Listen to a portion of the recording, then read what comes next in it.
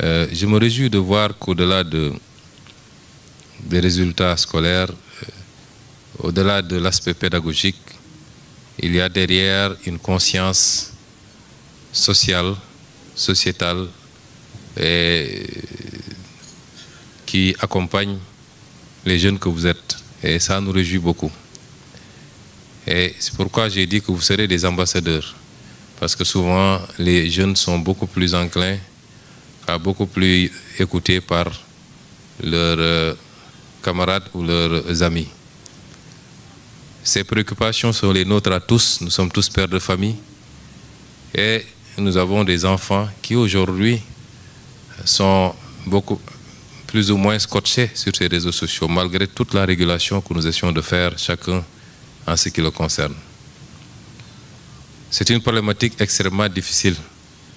Les réseaux sociaux ont démocratisé la prise de parole, ont démocratisé la circulation de l'information, mais l'ont rendu extrêmement facile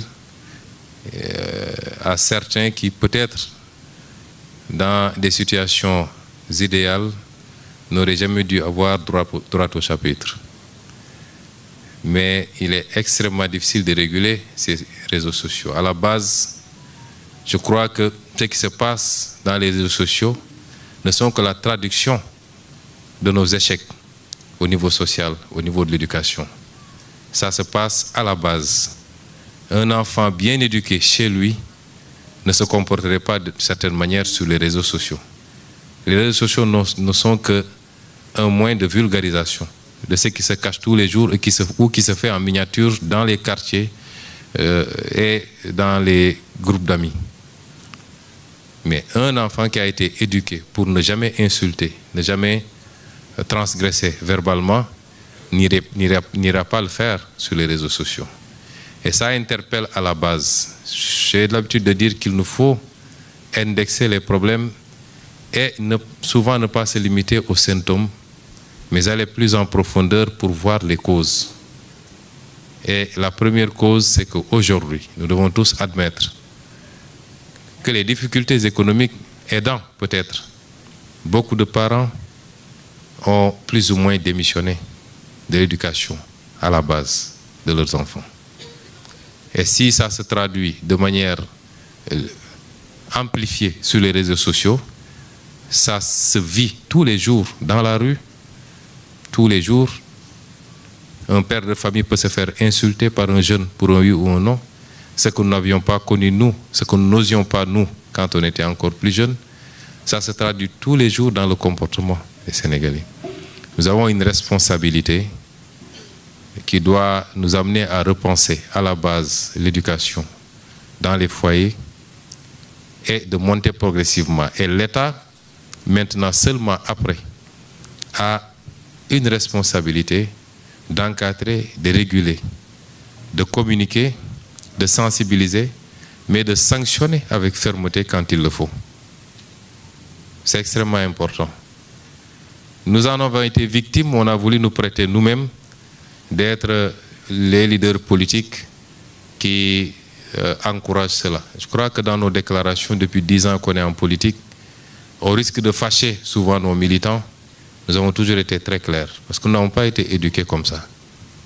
Nous pouvons être très fermes quand il s'agit de se battre, mais vous ne verrez jamais un écart de langage et nous pouvons encourager.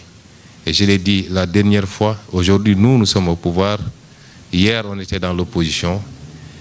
Quelle que soit la proximité que quelqu'un, un militant, un ami peut avoir avec moi-même, avec son Excellence le Président de la République, s'il se comporte d'une certaine manière, je serai le premier à exiger que la loi s'applique dans toute sa rigueur.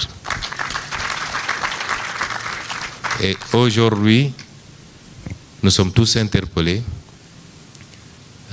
par rapport à ce phénomène qui peut détruire une société parce qu'il amplifie la haine. Mais ce n'est pas seulement les réseaux sociaux, c'est aussi les médias, il faut le dire. C'est les médias qui peuvent inviter sur leur plateau des gens exclusivement pour dire du mal, insulter, calomnier d'autres personnes, en sachant que ça se fera comme ça. au moment de faire l'invitation, parce qu'on est dans la recherche du sensationnel. Ça nous interpelle tous. Et je peux vous assurer que notre gouvernement sera intransigeant sur ces questions. Intransigeant. Oui pour la démocratie, oui pour le débat libre. Il faut que le débat se fasse. Parce que si les gens n'ont pas la possibilité de s'exprimer verbalement, ils le feront autrement.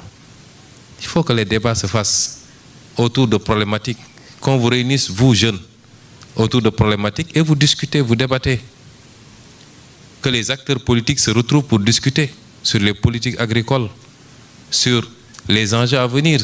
Je suis ravi de voir que vous, les jeunes bacheliers, vous nous parlez d'intelligence artificielle.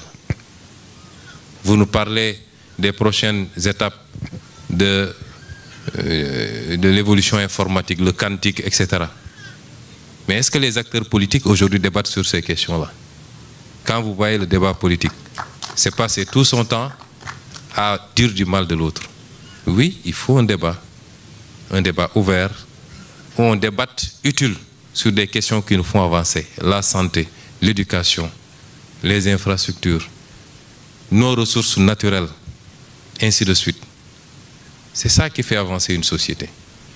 Et si les adultes le font, ils pourront entraîner dans leur sillage petit à petit les jeunes également qui s'intéresseront à ces questions.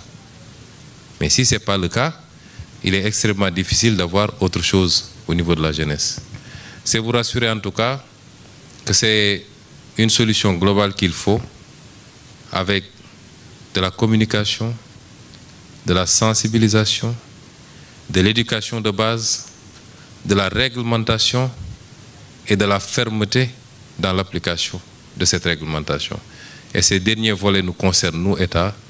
Nous allons nous y atteler, mais avant tout, nous allons continuer à communiquer, à sensibiliser l'ensemble des Sénégalais, mais particulièrement les jeunes que vous êtes. Merci beaucoup.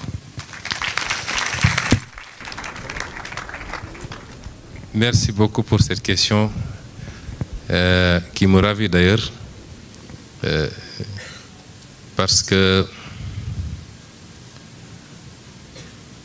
vous savez, on est dans un pays qui est constitué à 65% de jeunes. Ça peut être un gros obstacle, un handicap, comme ça peut être une formidable force pour la transformation structurelle de ce pays. Ailleurs, les gens ont réussi à en faire une force. Je veux citer les sociétés asiatiques qui ont, lors de ces 50 dernières années, ont fait des bonds extraordinaires. Chine, Corée, Japon, etc. Mais ici, on peine encore à le faire. Je voudrais vous dire que ne croyez jamais à toutes ces organisations internationales, tous ces intellectuels, tous ces gens qui vous disent qu'on est trop nombreux, qu'on fait beaucoup d'enfants, qu'on est... L'Afrique est le continent, l'un des continents, ou le deuxième en tout cas au moins, je crois, les moins peuplés en termes de densité au kilomètre carré. Nous sommes 1,3 milliard, peut-être sur 30 millions de kilomètres carrés. C'est l'un des continents les moins densément peuplés. Nous ne sommes pas encore assez nombreux. Et il nous faut aujourd'hui, ceux qui aujourd'hui ont pensé qu'ils ont atteint un certain nombre de développements au point de ne plus avoir besoin de jeunesse, ont arrêté de se reproduire presque, ou le font très faiblement, commencent à s'inquiéter. Et ces gens-là auront besoin de notre jeunesse à nous. Mais nous devons avoir plus besoin de cette jeunesse qu'eux. Et c'est pourquoi d'ailleurs, à commencer par vous qui avez excellé dans les études. Tout à l'heure, le président de la République me le rappelait. Sur certains aspects, parce que nous avons une ambition d'aller très vite et très loin. Et pour aller très vite et très loin, en matière de développement, il faut pouvoir savoir faire des sauts de mouton, des leapfrogging, comme disent les Anglais. Il faut savoir sauter des étapes. Mais pour sauter des étapes, il faut cibler des domaines très pointus et y travailler pour avoir la matière grise qui vous permette de sauter ces étapes. Vous voyez, la Chine, il y a 30 ans, personne ne misait autant sur la Chine qu'aujourd'hui. Mais la Chine a su faire des sauts de mouton. Et aujourd'hui, est la seule quasiment à maîtriser la technologie de la 5G. A fait un saut extraordinaire, qualitatif, pour damer le pion au monde occidental sur un certain nombre d'aspects. C'est le fruit d'un investissement sur les ressources humaines. Mais la Chine a su également suivre chacun de ces jeunes qui a pu exceller et qui a pu avoir une bourse. Un suivi méthodique, que vous soyez en Europe, en Amérique, partout où vous êtes suivi, et quand vous terminez, elle se donne les moyens de vous faire revenir au bercail pour servir votre pays. Combien de Sénégalais aujourd'hui sont pratiquement les meilleurs? On me dit que l'une des meilleures en intelligence artificielle est une dame, une Sénégalaise, qui se trouverait aux États-Unis, qui a été récemment d'ailleurs primée. Nous voulons faire revenir tous ces gens-là. Et si vous partez, comprenez que d'ici quelques années, c'est ici qu'on a besoin de vous au Sénégal. Mais pour revenir à votre question, c'était une parenthèse. C'est cette jeunesse qui doit porter aujourd'hui le programme que nous avons à mener. Vous savez, un bon leader ne travaille pas pour sa génération. Nous, notre génération n'a plus rien à gagner. Un bon leader travaille pour les générations à venir. Mais il ne travaille pas pour sa génération. Parce que les fruits d'un travail sérieux pour changer structurellement un État ne se font pas ressentir en 1 an ou en 5 ans ou en 10 ans. On commence à en voir les prémices. Mais c'est les générations à venir.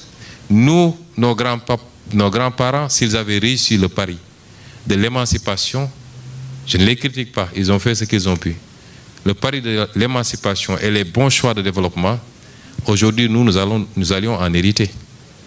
Et c'est à nous de le faire pour que nos petits-fils trouvent un autre Sénégal ici. Et quand je dis nous, vous en faites partie. Vous aurez plus de chances d'en bénéficier que nous autres, mais comprenez que vous-même, vous êtes embarqués dans cette aventure qui nécessitera beaucoup d'efforts, beaucoup de sacrifices, beaucoup de dons de soi pour la patrie. Dans les jours à venir, il est évident que nous aurions à vous dire aux Sénégalais exactement où est-ce qu'on en est. Il est bon que les Sénégalais le sachent. On vous le dira. Pendant 3 mois ou plus, nous avons travaillé d'arrache-pied à faire l'état des lieux. Il est bon que chaque Sénégalais et chaque Sénégalaise sache où en est le Sénégal aujourd'hui. Ça doit être un point de départ. Ce sera un exercice de transparence. Mais ça doit être un point de départ. Voilà là où nous en sommes. Voilà là où nous voulons aller. Et voilà le programme qui doit nous y amener.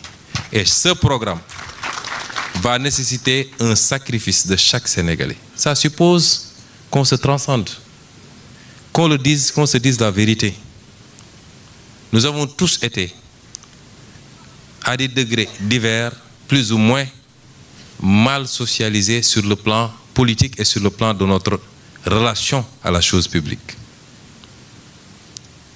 Les générations politiques successives ont réussi à faire croire aux Sénégalais qu'il faut développer une forme d'égoïsme, qu'il faut tout attendre de votre État et ne jamais penser à donner de soi pour votre État. Et votre État, c'est vous. Votre État, ce n'est pas le président Bassirou Diomaye Faye. Il ne gagnera rien que vous n'ayez gagné. Il a publié hier son patrimoine. Je suis sûr que certains ici perçoivent plus que lui. Et Dieu sait qu'il ne dort pas la nuit, il ne mange pas le jour, parce qu'il est au service des Sénégalais. Les leaders que nous sommes doivent être les premiers à donner l'exemple. Si vous ne donnez pas l'exemple, vous ne pouvez pas vous faire suivre par un peuple. Si vous vous mettez à détourner l'argent public, le peuple ne peut pas vous suivre. Si vous vendangez les intérêts du Sénégal au profit d'étrangers, les Sénégalais ne peuvent pas vous suivre. Si vous gérez de manière clanique avec votre famille, les Sénégalais ne peuvent pas vous suivre. Mais si vous êtes le premier à donner l'exemple, et ensuite vous développez une vision claire, ce que nous avons commencé à expérimenter quand nous étions déjà dans l'opposition, avec les vacances agricoles patriotiques, avec les opérations de don de sang, avec toutes les activités citoyennes. Et c'est aujourd'hui ce qu'on attend de cette jeunesse qui nous a déjà suffisamment prouvé son attachement au projet que nous portons, ni à la personne de Sonko, ni à la personne de Diomaye Faye ou de Guirassy, mais au projet que nous leur avons présenté. Maintenant que nous y sommes, c'est maintenant seulement qu'il faut commencer ce travail. Après, le processus de changement des mentalités obéit à une méthodologie. Certains vous diront, nous voulons tout de suite être récompensés. Vous l'entendez même quelquefois de ceux qui se sont battus et qui disaient que je n'attends rien, je le fais par conviction et par patriotisme. Vous allez avoir parmi eux des gens qui vous diront pourquoi on ne m'a pas nommé tout de suite? Pourquoi on ne me parle pas? D'autres vous diront c'est nous qu'on avait emprisonnés. Il faut qu'on nous guette. Ainsi de suite, ainsi de suite. Nous ne sommes pas dans cette logique de partage.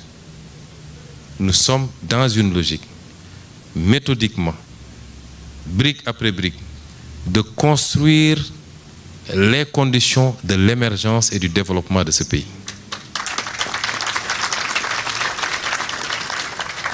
Nous le ferons avec méthode. Nous le ferons en intégrant et en incluant tous les Sénégalais. Encore une fois, ce n'est pas parce que je n'ai pas telle responsabilité que je ne peux pas servir mon pays. Le public a ses limites en termes de capacité d'absorption. Mais chaque Sénégalais, là où il est, dans la manière de servir, de travailler, de se mettre au service de la collectivité, peut être porteur du projet que nous avons pour le Sénégal. Et je dis à cette jeunesse également que nous comprenons ses souffrances. L'oisiveté, le chômage, le désir de réussir pour soi-même d'abord. Et ce qu'il y a de fort au Sénégal d'ailleurs, c'est que le Sénégalais ne désire pas réussir pour soi-même d'abord. Il désire réussir pour ses parents d'abord. Et ensuite seulement pour lui. Et nous comprenons ses soucis et ses préoccupations. Nous nous sentons redevables de cette jeunesse. Mais nous les appelons encore à la patience et à l'engagement pour porter ce projet. Parce que ce n'est pas en un jour que vous allez régler, par exemple, tout le problème de l'emploi. Ce n'est pas en 4 mois que vous le réglerez. Mais quand nous allons vous présenter le référentiel, nous le présenterons aux Sénégalais. Et nous allons porter nous-mêmes, quartier par quartier, ville par ville, pour que les gens comprennent ce que nous voulons faire. Ce référentiel est en cours d'élaboration. Il sera disponible dans quelques semaines, Inch'Allah.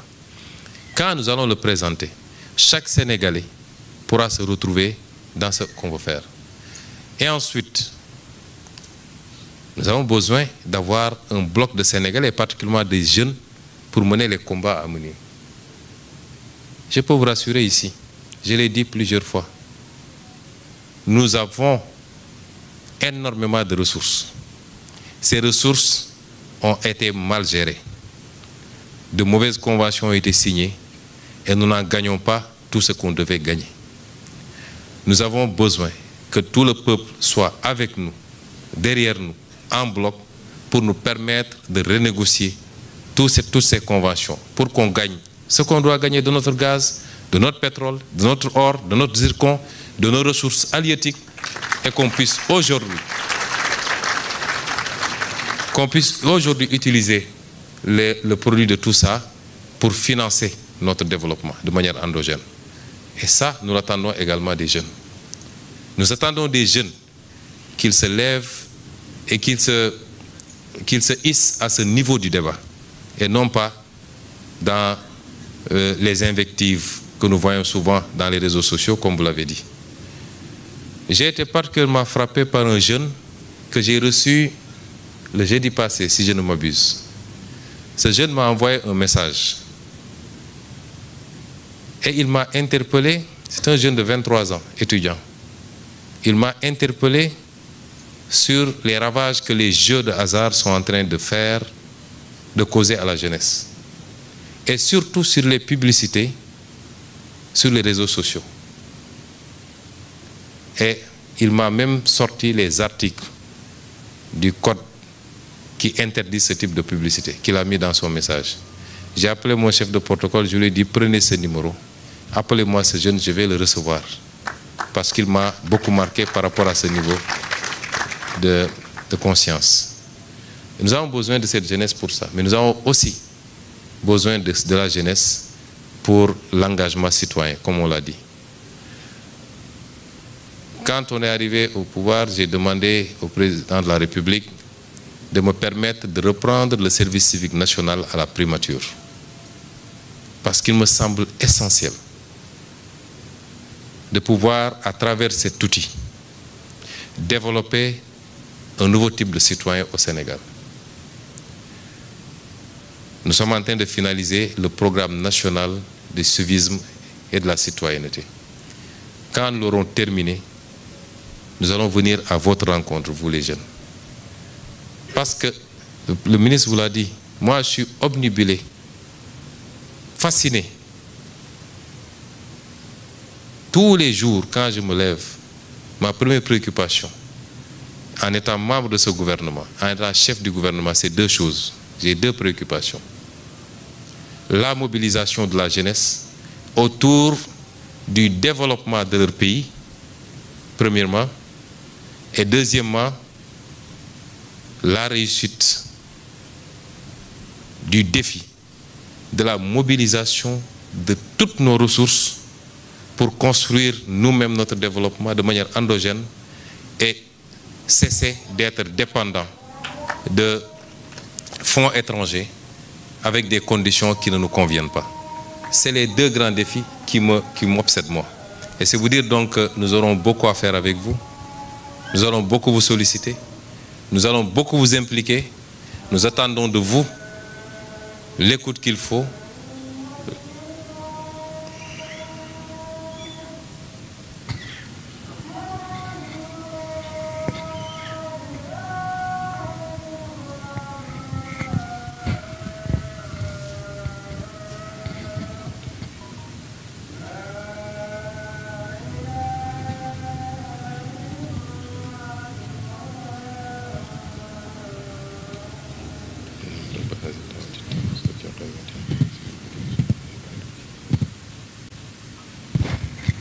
Je vais conclure, rassurez-vous, sur simplement une note d'appel à cette jeunesse également. Moi, bu leen xeeb dara ci wàllu liggéey lu ñu andi nit nekk na multimilliardaire te su la waxee fi mu démarré doo ko gëmee. te bëri na lu ñuy bañ fii te suñu demee feneen nangu ko fa na jeunes yi des fii ci réew mi nañu bàyyi immigration clandestine de solution dem ci géej gi di fa ñàkk seen bakkan jaru ko nañu toog ci réew mi ñu àndandoo nag ndax ñoom ñoo xeex ba teg fi seeni masse pratiquement président Bassirou Diomaye Faye li mu magee mun naa de mi ngi ci biir jeunesse bi ba léegi ñoo fi teg seeni maas ci kaw programme bi ñu am ak gis-gis bi ngalawaay nañu toog ci réew mi ndax du image bu rafet saa su ne ñuy woon àdduna bi yépp ay gaal yu këpp ci biir géej gi ñu naan nangami ndaw faatu nañ ci réew moo xam ne nu mu métti métti métti gaw ma ni xiif am na fi ba nit di dee parce que lekkuloo wala naanuloo te jàpp naa ni millions yi nit di def di ko jox passeur pour dem Europe bu góorgóorlu woon fu tuuti fii moo xam day dem defi aviculture wala mu def apiculture wala mu dem di jënd di jaay wala leneen mun na ci am lu mu suturloo en attendant di progresser kon bu ñu àndee dañuy ànd ci dëgg jël gaal naan maa ngi dem Europe wala jël désert bi du solution wu kenn boo yeggeek boo yeggul it nañu am fierté toog suñu réew liggéey réew mi defar ko Chine métti woon na naam am na ay chinois yi doon émigré waaye la ëpp ci chinois yi dañoo toog liggéey biir Chine Europe métti woon na ba nit soo lekkee soo añee doo reer loolu defe naa amagu fi waaye européens yi dañoo toog liggéey seen réew kon ñu nit dañu toog ci réew mi te xam ni bu dee njiit yu jub am na fi bu dee njiit yu bëgg réew mi am na fi bu dee njiit yu am gis-gis am na fi bu dee njiit yu bëgg a xeex ngir delloo si alalu réew mi ci réew mi am na fi te lépp nag ndaw ñee tax ñu koy def kon nañu toog ci réew mi c'est un appel bu ma bëggoon lancer ci lay tëjee ñu ànd defar réew mi moo ëpp sutura ci ñoom moo ëpp mucc ci moom